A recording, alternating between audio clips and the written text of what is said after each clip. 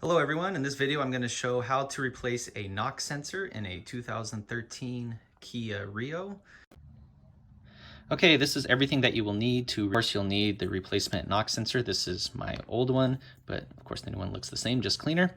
And you'll need a ratcheting driver. I used a 3/8 inch with a 10-inch extension plus a 3-inch extension to reach all the way up in there. Then I use this universal adapter. And to actually remove the bolt that is holding on the sensor, you'll need a 12mm socket. But before you can get up to that, you're going to need to remove the plate that I'll show in just a second. But you'll need to remove the base plate underneath your car so you can access that. And for that, you'll need a 10mm socket.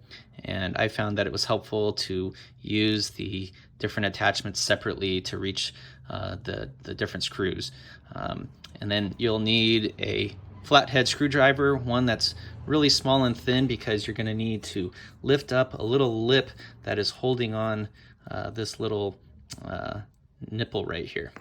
And then of course you'll need a pair of pliers, and the pliers are just going to be to remove this little clip that is holding up the cord. So I happen to use a pair of channel locks, but it could be any pair of pliers that you can just get up there and just pull that out. All right, so let's get into it. So first step is going to be lifting your car up on the front end so you can get underneath it. You can do that with jacks or ramps like I have here. And then we're going to have to go underneath, and we're going to need to remove this plastic plate right here, which is easily done with about 6 or 8 screws. Okay, so you'll need a 10mm socket set to get these screws undone. And as I was going to show you here, you can see there's another screw up there, another screw up there. I highly recommend using a 10-inch extension on your socket set to reach up there. See, there's another one right here in the middle, on the corner, and then the same thing on the side over here. Okay, let's see if I can get the camera angled just right.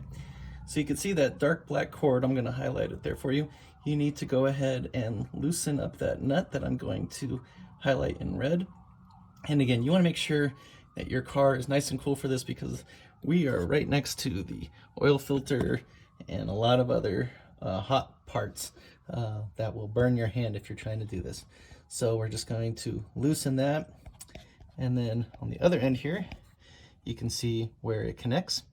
And to remove this, you just need to take a screwdriver right here and lift this up over the little notch, and it just comes right unplugged.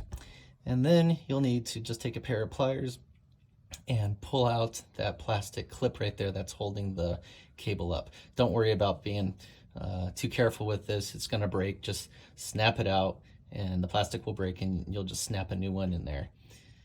And then you just reverse the process to put it back together, and you're good to go.